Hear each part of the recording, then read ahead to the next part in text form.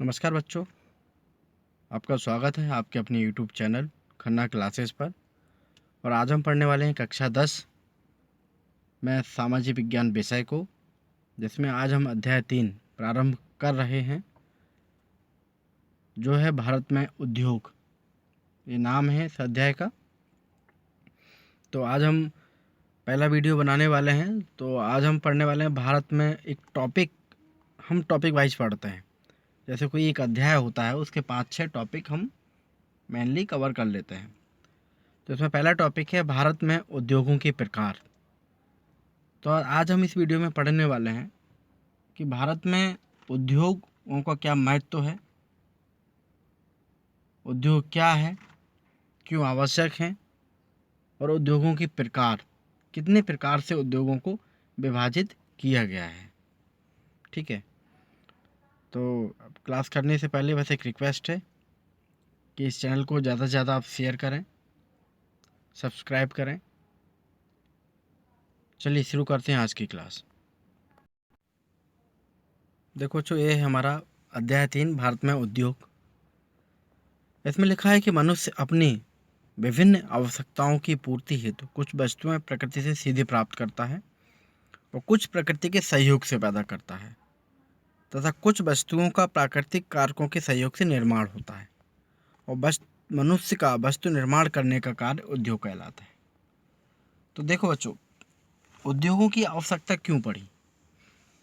कुछ चीज़ें तो मनुष्य ने सीधे पृथ्वी से ले ली, प्रकृति से ले ली, सीधा सीधा उपयोग कर लिया।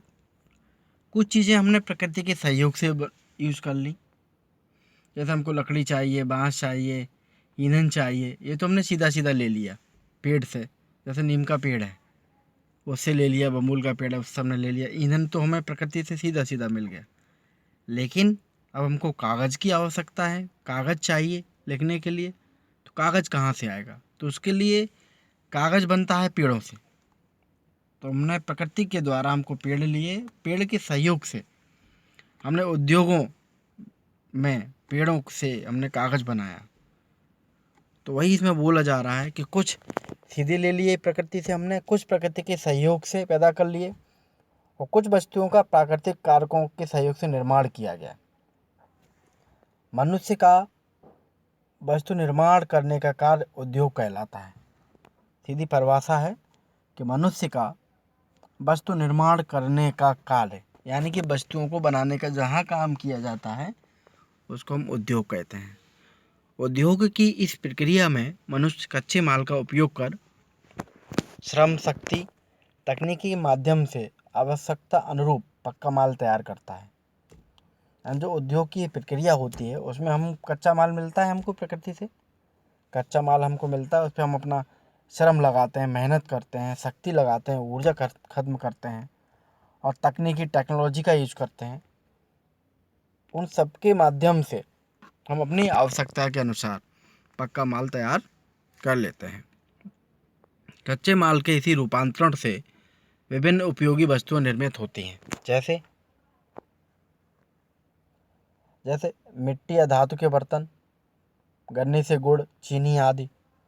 तो भारत में उद्योग गृह उद्योग के रूप प्राचीन काल में भी विकसित अवस्था में थे, किंतु अंग्रेजों के शासनकाल में यह व्यवस्था ध्वस्त हो गई। स्वतंत्रता प्राप्ति के बाद, हमारे देश को आज़ाद होने के बाद सन 1948 में भारत की औद्योगिक नीति घोषित की गई। एक नियम बने उद्योगों के लिए। फलतः उद्योगों का राजकीय और निजी क्षेत्रों में विकसित किया जाने लगा। तो नियमों के आधार पर उद्योग थे, उनको शासकीय और कुछ निजी क्षेत्रों में विकसित किए जाने लगे। उद्योगों के विकास हेतु औद्योगिक नीति में सरकार द्वारा समय समय पर परिवर्तन किए जाते रहे। जो भी नियम बनाए थे उनमें समय समय पर परिवर्तन किए जाते रहे थे। भारत की नवीनतम उदारीकरण की आर्थिक नीति देश में देश विदेशी निवेशकों हेतु उद्योग लगाने के मार्ग खोल दिए हैं। उदारीकरण माने कुछ नियमों को सिंपल कर दिया गया, कुछ जो टैक्स लगते थे उनको थोड़ा कम किया गया, जिससे लोग प्रलोभित हों। विदेशों वाले लोग जो इंडस्ट्री, जो उद्योग चलाते हैं, वो प्रलोभन में आए और हमारे देश में उद्योग लगाएं। तो उदारीकरण की नीति हमने अपनाई, तो इससे क्या हुआ कि देसी विदेशी निवेशकों हेतु उद्योग लगाने के मार्ग खोल दिए गए कि आइए हमारे देश में उद्योग लगाइए। फलतः बहुराष्ट्रीय कंपनियों की उद्योग जगत में सहभागिता बढ़ी और भारत विश्व अर्थव्यवस्था में एक औद्योगिक देश के रूप में उभर रहा है। तो उस उदारीकरण की जो नीति अपनाई, तो उससे क्या हुआ, विदेशी कंपनियां आके हमारे देश में लग गई। तो एक तो उद्योग जगत बहुत जल्दी से बढ़ा हमारे देश में, और विश्व में हमारा देश एक औद्योगिक देश के रूप में उभर के सामने आया। सूती वस्त्र के कुछ कारखानों में केवल सूत कातने का, कुछ में कपड़ा बुनने का, कुछ में कातने व बुनने का कार्य होता है। वर्तमान युग में औद्योगिक विकास पर ही आर्थिक विकास निर्भर है।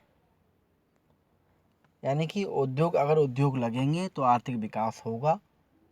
ठीक है, आर्थिक विकास से मनुष्य के जीवन का स्तर में सुधार होता है, क्योंकि उद्योग लगेंगे, उद्योग से आर्थिक सुधार होगा, आर्थिक सुधार से मनुष्य के जीवन में सुधार होगा और राष्ट्र मजबूत होता है। हमारे देश में औद्योगिक विकास के लिए निम्नलिखित परिस्थितियां उपलब्ध हैं। पहली, धरातलीय दशाएं उद्योगों की स्थापना के अनुकूल है। हमारा धरातल जो जमीन है उद्योगों की स्थापना के लिए अनुकूल है। दूसरा पॉइंट था कि अधिकांश प्रदेशों में जलवायु दशाएं सामान्य हैं। तीसरा, देश में सस्ता श्रम उपलब्ध है। हमारे देश में सस्ते में मजदूर भी मिल जाते हैं। चौथा, खनिज वन कृषि आधारित कच्चे माल पर्याप्त मात्रा में उपलब्ध हैं। वो कच्चे माल भी पर्याप्त मात्रा में उपलब्ध हैं, क्योंकि हमारे देश में कृषि आधे से ज़्यादा हिस्से में कृषि की जाती है। परिवहन तंत्र का फैलाव समुचित है। सघन जनसंख्या होने से विशाल बाजार उपलब्ध है, और जनसंख्या हमारे देश में काफ़ी है तो मार्केट भी है। तो जनसंख्या है, मानव ज़्यादा है, तो ज़्यादा चीज़ों की आवश्यकता पड़ेगी, तो ज़्यादा फैक्ट्रियों को बनाना पड़ेगा। तो ये सब वो पॉइंट हैं जिससे उद्योग हमारे देश में उद्योगों के लिए अनुकूल परिस्थितियां बनती हैं। तकनीकी एवं पूंजी का अल्प विकास भारतीय औद्योगिक प्रगति की मुख्य बाधाएं हैं। भारत सरकार औद्योगिक विकास की दिशा में सजग है और इसके लिए निरंतर सकारात्मक कदम उठा रही है। अब हम पढ़ते हैं भारत में उद्योगों का प्रकार। उद्योगों का विभाजन स्वामित्व, यानी कि मालिकाना हक किसके पास है, सरकार के पास है या सरकार और निजी दोनों के पास है या किसी निजी हाथों में है। तो स्वामित्व के आधार पर, उपयोगिता के आधार पर, आकार के आधार पर, तैयार माल की प्रकृति और कच्चे माल के आधार पर विभाजित किए जा सकते हैं। अब देखिए किस तरह बताते हैं। पहला है स्वामित्व के आधार पर। यार स्वामित्व के आधार पर उद्योग चार प्रकार से इन्होंने बताया। जैसे पहला बताया निजी उद्योग, जो व्यक्तिगत स्वामित्व में होता है। निजी उद्योग माने कोई एक आदमी उसका मालिक होता है, जो व्यक्तिगत कोई व्यक्ति विशेष मालिक होता है। दूसरा सरकारी उद्योग, जो सरकार के स्वामित्व में होता है, जिसका सरकार स्वामी होती है। तीसरा सहकारी, जो सहकारी स्वामित्व में होती है, एक कोऑपरेटिव सोसाइटी बना दी जाती है, वो मिलके 10-15 लोगों की कमेटी उस चीज़ को चलाती है। चौथा है मिश्रित उद्योग, जो उपयुक्त में से किन्हीं दो या अधिक के स्वामित्व में होते हैं। उपयोगिता के आधार पर उद्योग दो प्रकार से बताए गए हैं, एक आधारभूत उद्योग, एक उपभोक्ता उद्योग। आधारभूत उद्योग वो उद्योग होते हैं जो अन्य उद्योगों के आधार होते हैं। इनके उत्पादन अन्य उद्योगों के निर्माण संचालन के काम आते हैं, जैसे लोहा इस्पात उद्योग। आधारभूत वो चीज़ें हैं, आधारभूत उद्योग वो चीज़ें बनाते हैं